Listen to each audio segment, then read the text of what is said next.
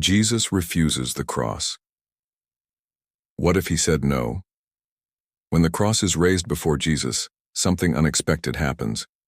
There is no resigned silence, no steps toward sacrifice. For the first time, he stops. He refuses. The wood remains empty while the world holds its breath. If the cross has been rejected, everything we know begins to unravel. Jesus' refusal resonates louder than any hammer. Soldiers hesitate, leaders are confused, disciples don't know where to place their faith. If there is no cross, there is no sacrifice. If there is no sacrifice, there is no redemption, as it has always been taught. Every second after this decision opens an irreversible rift in history, because humanity begins to face a possibility too disturbing to ignore. What if Jesus had refused, not out of fear, but because the cross was never the only way? What follows not only redefines faith but exposes something far more unsettling about the human role in its own destiny. The moment Jesus refuses the cross, time seems to slow down. There is no revolt or physical resistance, only a firm decision that shatters the expectations of everyone around him. The soldiers don't know how to react, as they were trained to execute orders, not to deal with someone who denies his own sacrifice. The religious leaders feel the ground slipping from under them, because all the logic they had built depended on that final act. The disciples are paralyzed, trapped between what they have heard for years and what they now witness. The refusal doesn't sound like a challenge, but like an assertion of authority. For the first time, history doesn't advance driven by violence, but suspended by a conscious choice that completely changes the course of events. Jesus' refusal immediately spreads confusion among those who awaited a clear outcome. Without sacrifice, there is no catharsis, no definitive symbol to end the accumulated tension. The authorities try to regain control, but realize there is no protocol for a Messiah who refuses to die. The people murmur, divided between frustration and astonishment. Some feel relief, others feel betrayed by the absence of the expected act.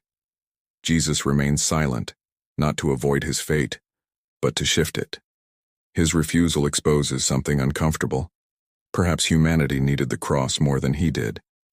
And by denying this ending, Jesus forces everyone to face the message without the shelter of immediate sacrifice. Without the cross, power loses its direction. Rome doesn't know how to react to someone who cannot be crushed by martyrdom, and religious leaders realize that death would have ended the problem cleanly. Jesus' refusal keeps everything open, alive, and unstable. His teachings can no longer be sealed by a tragic end. They continue to resonate without the seal of sacrifice. The disciples feel the weight of an unending faith, where following doesn't mean venerating a symbol, but upholding daily choices. Jesus walks freely, not as a fugitive, but as someone who has shifted the center of history. By refusing the cross, he doesn't flee from suffering. He merely reveals that the required transformation can be longer, deeper, and infinitely more uncomfortable than a single act of death. The absence of the cross transforms faith into something impossible to outsource. Without the ultimate sacrifice to absorb collective guilt, each person begins to feel the direct weight of their own choices. Jesus continues to speak of love, forgiveness, and renunciation. But now these words do not point to a future event that will resolve everything. They demand immediate action. This is more unsettling than violence, because it cannot be watched from afar. The crowds dwindle, not from persecution, but from exhaustion. Following a Messiah who does not die is more difficult than mourning one who has died. The refusal of the cross reveals that many were not seeking transformation, but relief. And Jesus, by remaining alive, exposes how much humanity desired a quick end to avoid a long path of real change. As time passes, the refusal of the cross begins to produce an unexpected effect. Without a definitive sacrifice, there is no single moment to point to as redemption complete. Jesus' message remains in motion, demanding continuous coherence. Authorities realize that a living man who refuses to die is more difficult to neutralize than a martyr. There is no tomb to venerate nor legend to conclude the story. Jesus continues among the people, and each encounter forces real decisions.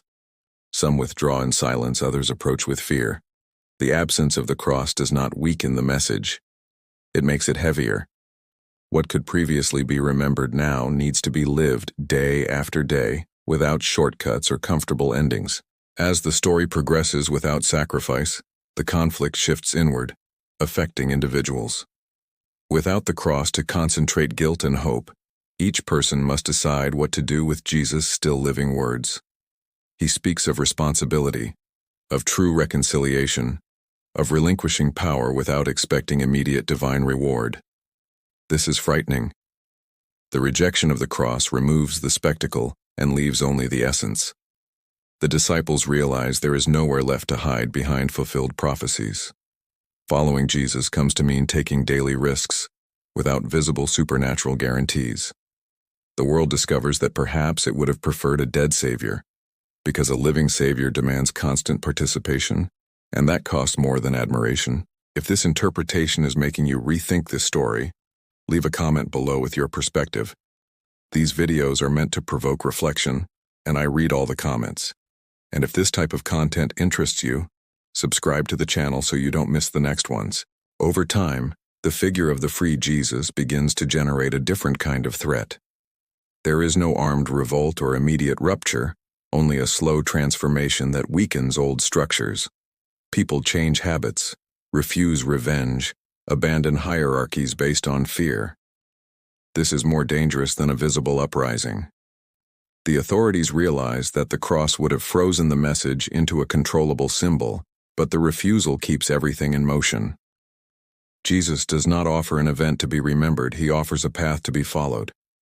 This continuity wears down, because it does not allow a return to normal.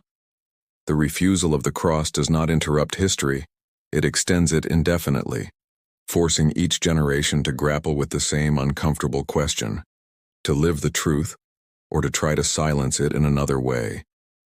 Without the cross, collective memory begins to fragment. There is no single moment to recount, only a sequence of difficult choices scattered across time. Faith ceases to be an event and becomes a process.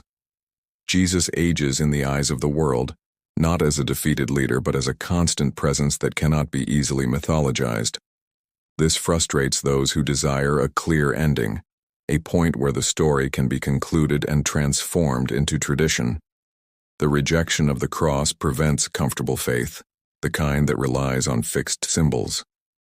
Each generation must decide again what to do with a man who did not die for the world, but insisted that the world learn to live differently.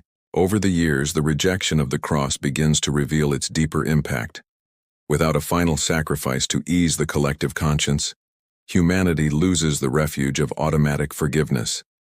Jesus is still present as a living reminder of an unfulfilled calling.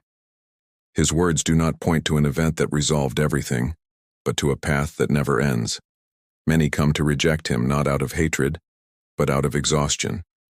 It is easier to accept forgiven guilt than to sustain a transformed life. The absence of the cross exposes an uncomfortable truth. Perhaps the sacrifice was desired not only by God but by men as a way to end the demand. Jesus, by refusing, leaves history open, heavy, and impossible to ignore. The rejection of the cross transforms the very idea of salvation into something unstable. Without redemptive death, there is no clear line between before and after, only a continuous process that demands constant attention. Jesus is remembered not as the one who died for the world, but as the one who refused to solve everything at once. This generates profound discomfort because it does not allow for spiritual shortcuts. Faith ceases to be a secure inheritance and becomes a daily choice. Many realize that they would prefer a God who solved everything with punctual suffering to one who demands continuous responsibility. The absence of the cross does not eliminate the weight of guilt.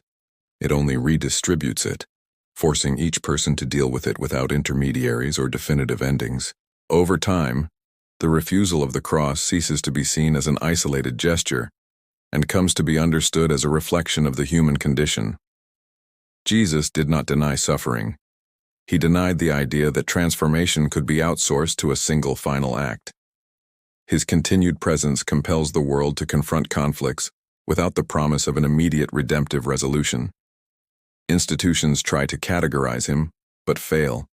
because there is no death to canonize nor martyrdom to control. The message continues to circulate uncomfortably, demanding coherence where devotion was once sufficient. Jesus becomes a presence that cannot be archived, constantly reminding us that real change does not happen in a symbolic moment, but in the daily repetition of difficult choices that no one can make for another. As the story unfolds without the cross, it becomes clear that Jesus' refusal did not weaken faith, but only made it more demanding. Without a final sacrifice to be celebrated, only the constant practice of what he taught remains. To love without spectacle, to forgive without guarantee, to renounce without applause.